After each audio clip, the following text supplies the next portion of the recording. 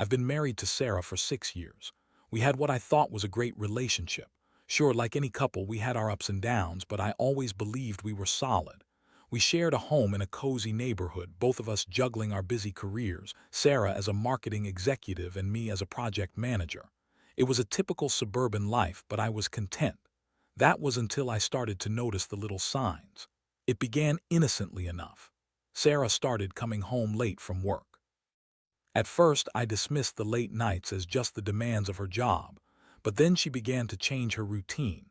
I noticed she was spending more and more time on her phone, often texting or scrolling through social media while I tried to engage her in conversation. I'd bring up weekend plans and she'd seem distracted, her laughter feeling forced. Her excuses always seemed too rehearsed. Just a lot of stuff at work, babe. You know how it is, she'd say, brushing me off with a smile that didn't reach her eyes. The more I pressed, the more defensive she became. It was like negotiating with a brick wall. The little signs began to pile up and I found myself questioning everything. One evening, after a particularly grueling week, I decided to surprise her with dinner. I got home early, expecting her to be there, but she was. I thought nothing of it at first, figuring she might be caught up in a meeting.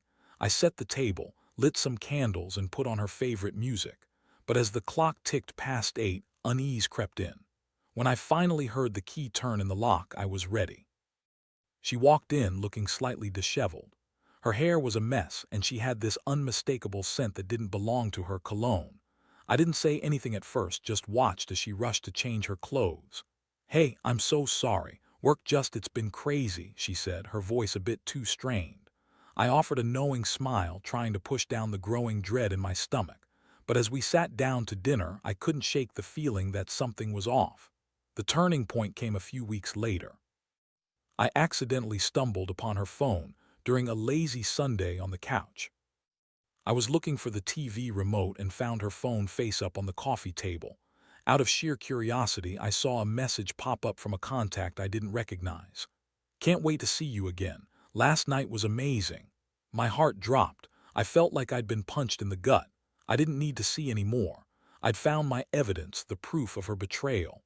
The sudden weight of that moment was suffocating. I felt like the ground beneath me had given way. Everything I thought I knew about my life, about our marriage, was crumbling in an instant. The confrontation came days later, brewing like a storm. I was furious, heartbroken, and deeply betrayed. I wasn't going to let it simmer any longer. I needed answers. I waited until she came home one evening, and as soon as she stepped through the door, I could feel the tension in the air. "Sarah, we need to talk," I blurted out. Her smile vanished, replaced by a look of confusion. "What's wrong?" she asked, her voice shaking slightly. "I saw the message," I said, trying to keep my voice steady. "Who the hell is Jake?" Her reaction was immediate. Instead of the guilt I expected, she became defensive. "What are you talking about? You're being ridiculous." The excuses rolled off her tongue like practiced lines. "It's nothing, just someone I work with." But I could see the panic in her eyes, the way her fingers trembled as she reached for her phone. I was a mix of rage and disbelief. The emotional impact was profound, a cocktail of anger, pain, and disbelief swirling inside me. I felt like I was watching my life unfold through a foggy lens, everything distorted. As the argument escalated, I saw a different side of her, a side that was filled with bitterness and denial. She continued to spin her web of lies, trying to convince me that I was overreacting. I couldn't believe this was the woman I had loved. The emotional toll drained me. In that moment, I realized this wasn't just about trust, it was about my own sanity. I needed to figure out what my next steps would be. I had to think clearly, even with my heart racing and my mind clouded by the betrayal. What would I do? With this knowledge, how would I ever look at her the same way again? I felt trapped in a nightmare that I couldn't wake from. The confrontation had set off a chain reaction, and I knew I had to make a decision that would change everything. After the confrontation, I felt like I was in free fall. The world around me blurred, and every day felt like a struggle to get through. I couldn't unsee what I had discovered. Sarah's lies echoed in my mind, and it became harder to remember the good times we shared when all I could feel was betrayal. The next few weeks were a haze of intense emotions. I tried to carry on with life as usual, going to work, meeting friends for drinks, but everything felt hollow. I'd smile and laugh with friends, but it was all a facade. Inside, I was wrestling with the pain of Sarah's infidelity, replaying the confrontation over and over in my head, looking for signs I might have missed. Every time Sarah came home, I felt a mix of anger and sadness. I'd stare at her as she entered the house, her eyes bright but distant, and I couldn't help but wonder who she had been with when she wasn't with me. I started keeping tabs on her, checking her phone when she wasn't around, watching her like a hawk whenever she left the house. It felt like I was living in some twisted version of a detective story, one where the protagonist was desperately trying to make sense of a betrayal. One night, I came home early from work and found her on the couch, absorbed in her phone. I could feel my heart racing as I approached her. I had a decision to make: confront her again or bide my time and gather more evidence. I chose the latter. I needed to know the full extent of her betrayal before I confronted her again. As the days turned into weeks, I became consumed with thoughts of revenge. It wasn't just about her cheating. It was about the way she had made me feel, doubtful of my worth, questioning the very foundation of our marriage. I realized I didn't want to just confront her. I wanted her to feel the pain she had inflicted on me. I started putting together a plan, plotting out how I could expose her. I wasn't going to let her get away with this. I found myself scouring the internet for ways to gather information discreetly. I learned about social media, checking her accounts and even her text messages when I had the chance. I wanted to get proof of her infidelity that I could throw in her face, something concrete that would shatter her confidence. One evening, while she was in the shower, I seized the opportunity. I grabbed her phone, heart pounding. I needed to act fast. I scrolled through her messages, looking for anything that could confirm my suspicions. And then I found it, a series of texts with Jake that confirmed they had been seeing each other for months. "Can't wait for our weekend getaway, just you and me." The words hit me like a brick. I felt my world tilt on its axis. The idea of her spending a weekend away with someone else while I was left in the dark was infuriating. I snapped screenshots, intending to use them as ammunition. I was no longer just a victim. I was a man on a mission. As I plotted my revenge, I felt a strange sense of empowerment. I started devising a plan to make her regret her choices. It was twisted, I knew, but I felt justified. I decided to create little hints around the house that would slowly unravel her sanity. The more she questioned my loyalty, the more I could expose her. I began leaving anonymous notes, hints of things she shouldn't know. "You think he's the only one?" I scribbled one night and tucked it under her pillow. Another night I wrote, "What if I'm with someone too?" I made it cryptic but enough to plant the seed of doubt in her mind. I wanted her to feel paranoid, just like I had when I discovered her betrayal. As I engaged in this psychological game, I felt more alive than I had in weeks. I was no longer the passive husband. I was taking control of my narrative. Every time I saw her smile, I'd remember the pain she had caused me, and it only fueled my determination. One night, as I was preparing another note, Sarah walked in and caught me off guard. "What are you doing?" she asked, her eyes narrowing. I turned to her with a forced smile. "Just writing, love, you know how it is." But I could see the flicker of suspicion cross her face. I knew my actions were raising her guard, but that was exactly what I wanted. I wanted to make her feel unsettled and unsure of herself. As days became weeks, the uncertainty lingered in the air like a thick fog. My life had been turned upside down, and while I relished the idea of revenge, I was also torn between my feelings for Sarah and the betrayal that cut deep. Would I ever find peace? I still had the screenshots of her messages, and I knew that the time would come when I would confront her again, but I wanted to make sure I was ready. I wanted her to realize the weight of her actions fully. I had a plan, and I was determined to see it through. Revenge might not be sweet, but it was the only thing keeping me moving forward. I was ready to take the next step in my dark journey.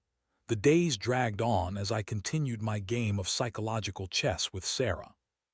I felt like a predator stalking its prey, waiting for the right moment to pounce. Each day brought new opportunities for me to tighten the noose around her sanity, and I was relishing the power I felt. The little notes I left around the house seemed to be gnawing at her mind. I could see the shifts in her behavior. She was becoming jumpy, and I could almost see the wheels turning in her head as she tried to piece together what was happening. One evening, as I sat across from her at dinner, I noticed the way she fidgeted with her fork, her eyes darting away from mine more than usual. We made small talk about work, but the tension was palpable. I played it cool, maintaining my mask of indifference while my mind buzzed with thoughts of her betrayal. The irony wasn't lost on me. Here I was, sitting with the woman who had shattered my trust, while I secretly plotted her unraveling. After dinner, I decided to push her further. I casually mentioned that I had a work event coming up, something that would require me to be out late. "I might be out late on Friday," I said, watching her intently. "Some colleagues and I are planning to grab drinks after." The presentation. Her reaction was immediate, the tension in her shoulders visibly relaxed, but I could see the flicker of fear beneath the surface. "Oh, really? That sounds fun," she said, but her tone was off. It was too high-pitched, too forced. "Just make sure you're safe, okay?" "Don't worry about me," I replied, forcing a casual smile. I wanted her to think I was moving on, that I was just a man going about his life. Little did she know I was plotting something much darker. After that, I ramped up my notes. I started leaving them in the most unexpected places, underneath the coffee maker, inside her favorite book, even in the pockets of her jacket. Each note was designed to dig deeper into her psyche. What if Jake isn't the only one? I penned one night, and I watched her reaction as she pulled her jacket on to leave for work. The way her breath caught in her throat was exhilarating. But as I toyed with her mind, I also felt the heaviness of what I was doing begin to weigh on my heart. While revenge felt empowering, it was also an exhausting game of mental gymnastics. I had moments where I would question whether this was truly the path I wanted to take.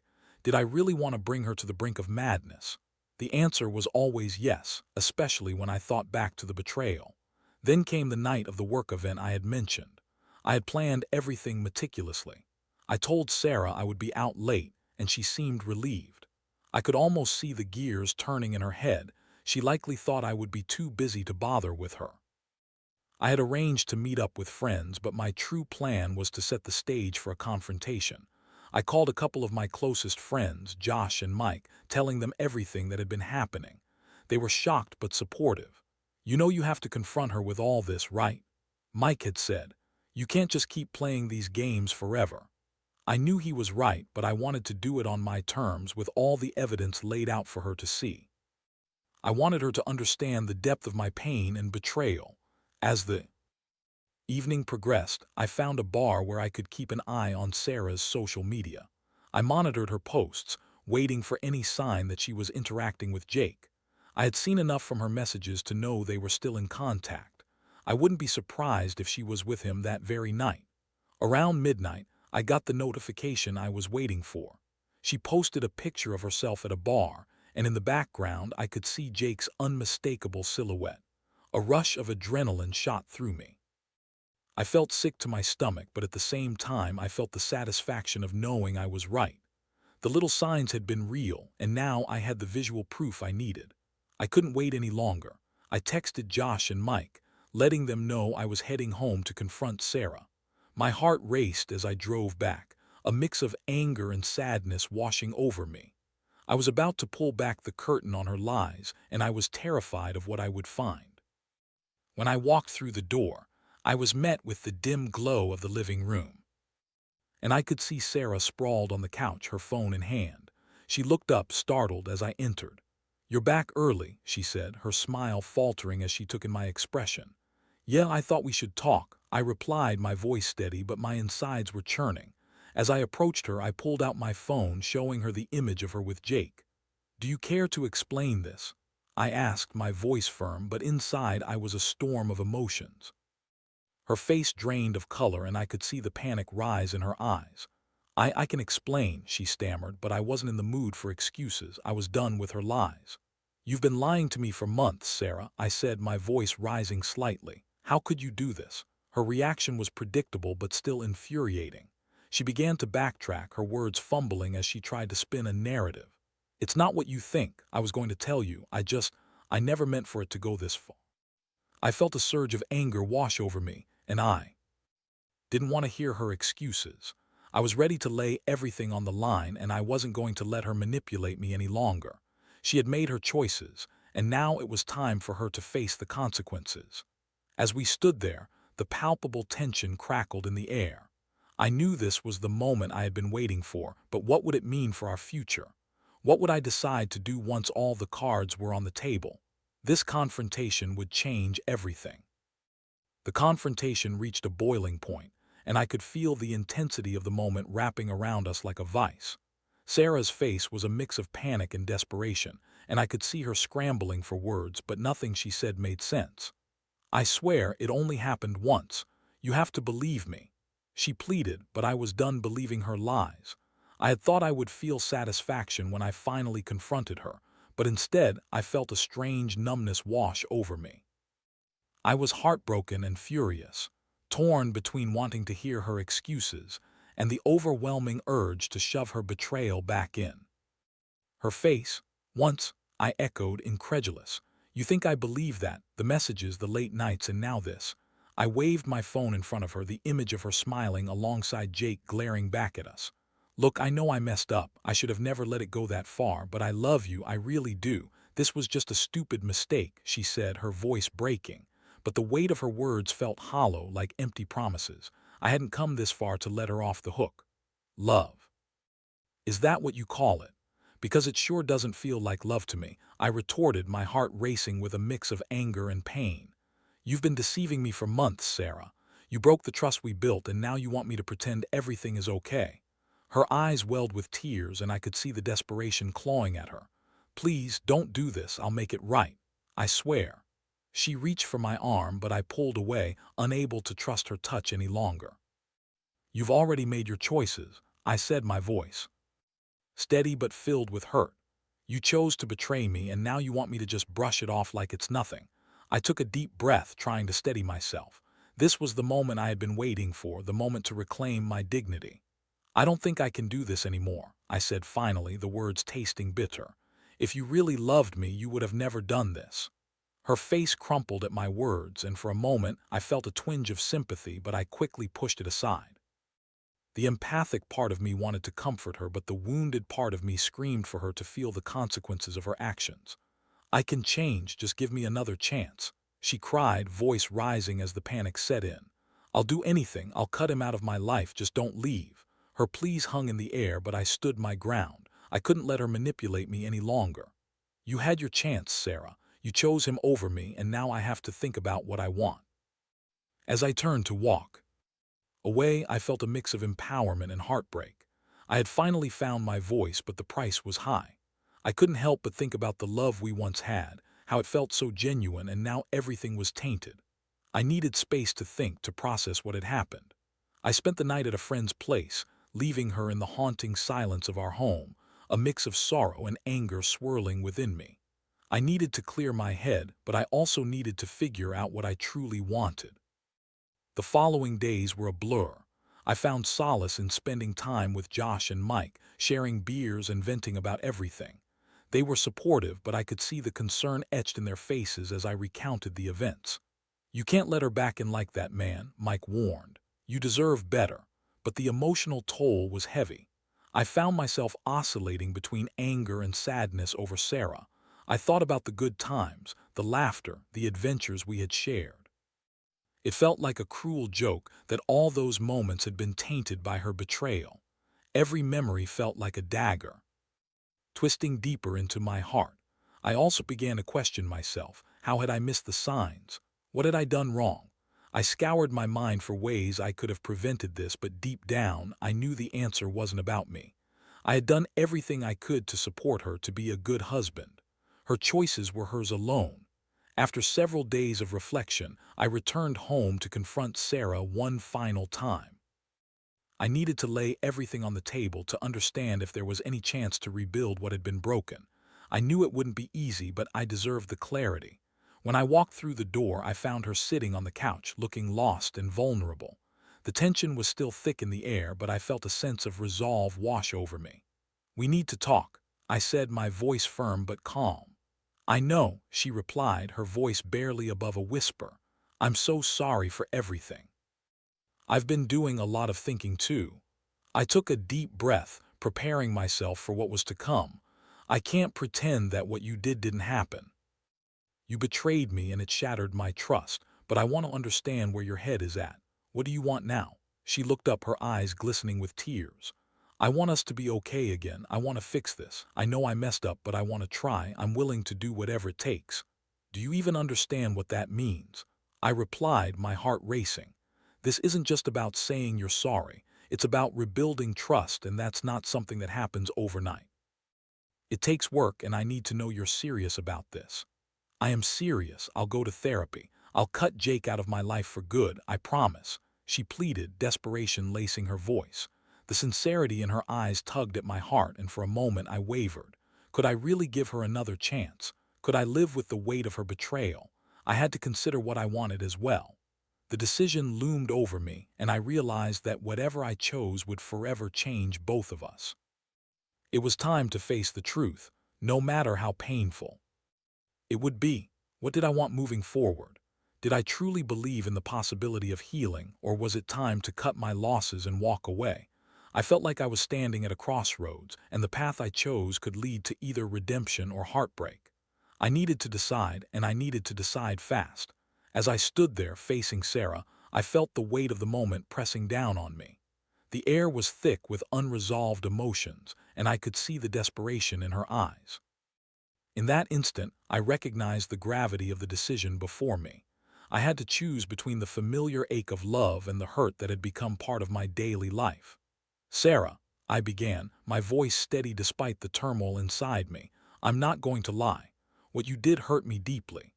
It's not just the act itself. It's the betrayal of trust and the time we lost while you were with someone else. I need to know if you're truly ready to put in the work to fix this." "I am," she replied earnestly, her voice trembling. "I've been doing a lot of soul-searching. I never wanted to hurt you. I was confused and I let my emotions get the best of me. I realize now how much you mean to me and I want to work on us." Her words rang hollow and genuine all at once, and I felt a mixture of hope and skepticism. "What does work mean to you? What steps are you willing to take to make this right?" I pressed, needing clarity. "I'll go to therapy. I'll cut Jake out completely. I'll do whatever it takes to prove to you that I want you and only you," she insisted, sincerity flooding her expression. "I want us back. I miss the good times. The thought of us returning to what we once had both excited and terrified me. Could we ever go back to that? After everything that had happened, I felt like we were standing on a precipice, teetering on the edge of something irrevocable. "I need time to think about this," I finally said, my resolve firm. "It's not something I can decide in a day. You've shattered my trust, and it's going to take time to rebuild. If that's even possible." She nodded, tears streaming down her cheeks. "I understand. Take all the time you need. I'll show you I'm serious. I don't want to lose you." As I left the room that night, I felt a sense of heaviness settle in my chest. I had come back hoping for answers, but realized I was still standing at a crossroads. I needed to weigh the possibilities. Could we rebuild our relationship? Was I willing to let go of the past, or were the scars too deep? Over the next few days, I found myself in a constant state of introspection. I sought advice from friends who all had mixed reactions. Some urged me to give her another chance, while others insisted that I deserved better. "You have to do what feels right for you," Josh said, his tone earnest. "Only you know how much this hurts, and only you can decide if it's worth salvaging." I spent hours thinking about the love we shared. I remembered our wedding day, how we had promised to stand by each other through thick and thin. But I also couldn't shake the feeling of betrayal that lingered like a specter haunting my thoughts. Eventually, I decided to give Sarah a chance to prove herself. It wasn't an easy decision, but I realized that I owed it to myself to explore the possibility of healing. I agreed to meet her for dinner, setting the stage for an honest conversation about the future.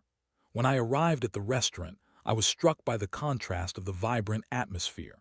Couples laughed and shared intimate moments around us, and I felt the weight of our situation pressing down harder.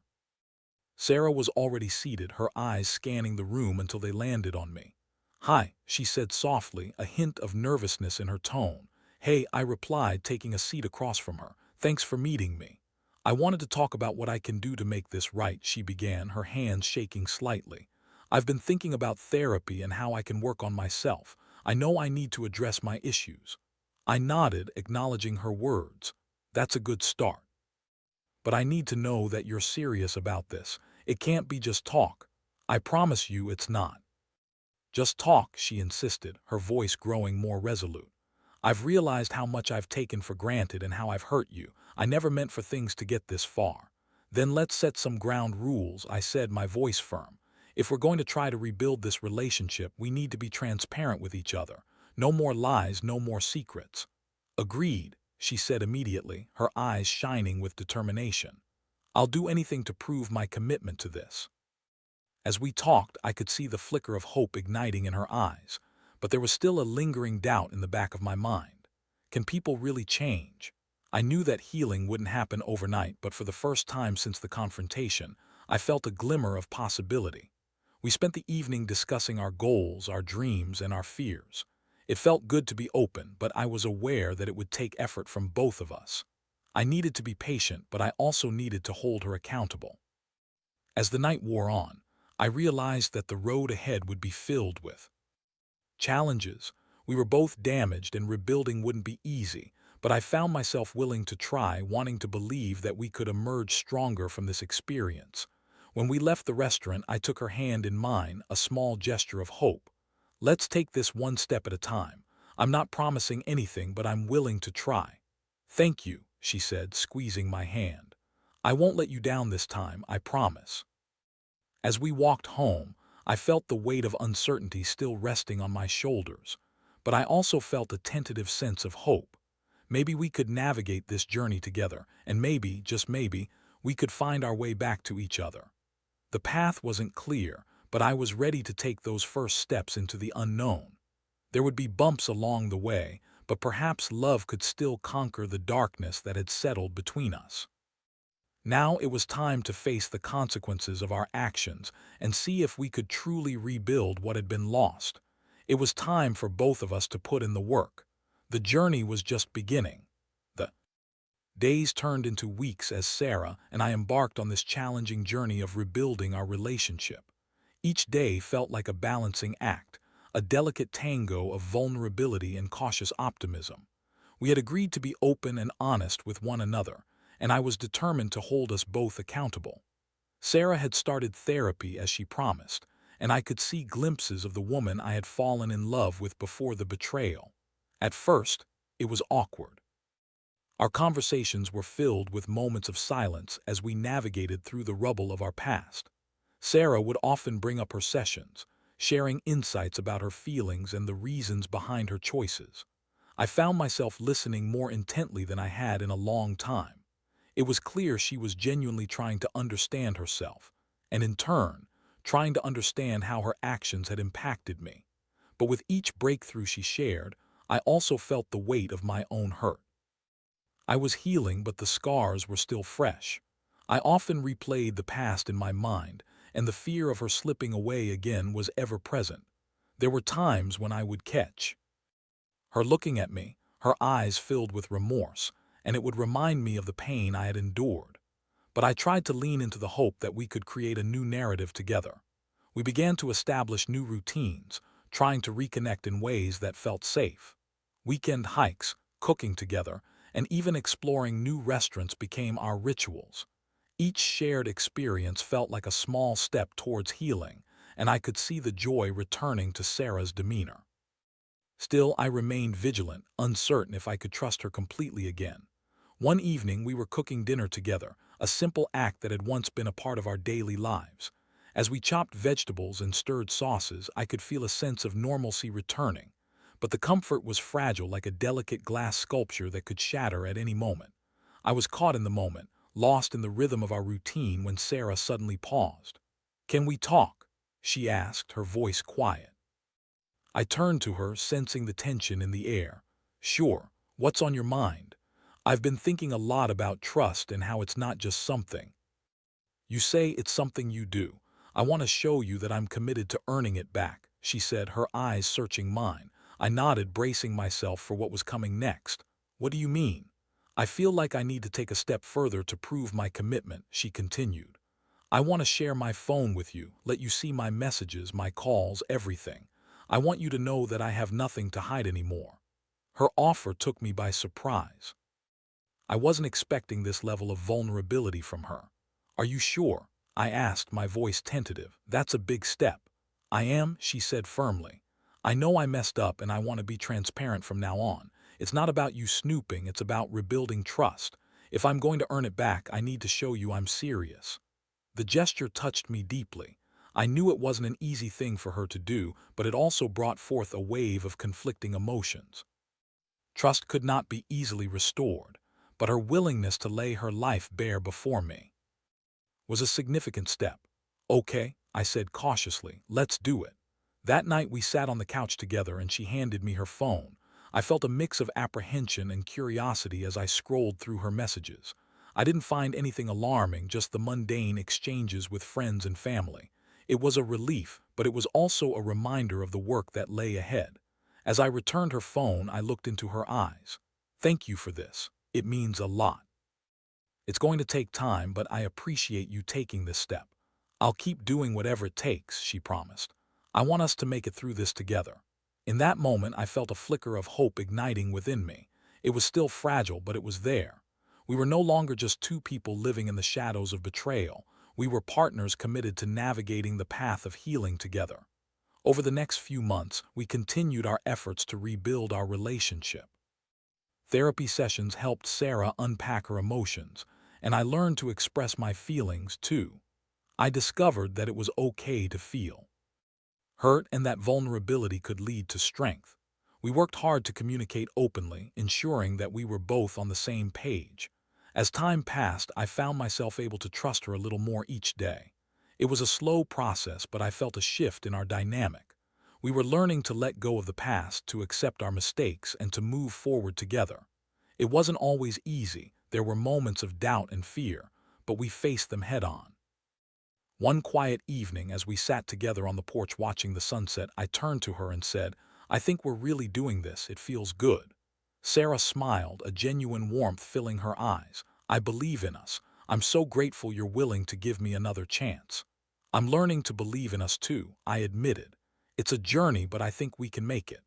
Looking back, I realized that amidst the pain and betrayal, we had uncovered a deeper understanding of each other. We had faced the darkness together and emerged stronger on the other side. The road ahead would continue to have its challenges, but I was hopeful that we could navigate it as a team. I had learned valuable lessons about trust, vulnerability, and the importance of communication in a relationship. While the scars of betrayal would always remain, I understood that healing was a process, one that required patience and commitment from both of us. As we watched the sun dip below the horizon, I felt a sense of peace wash over me.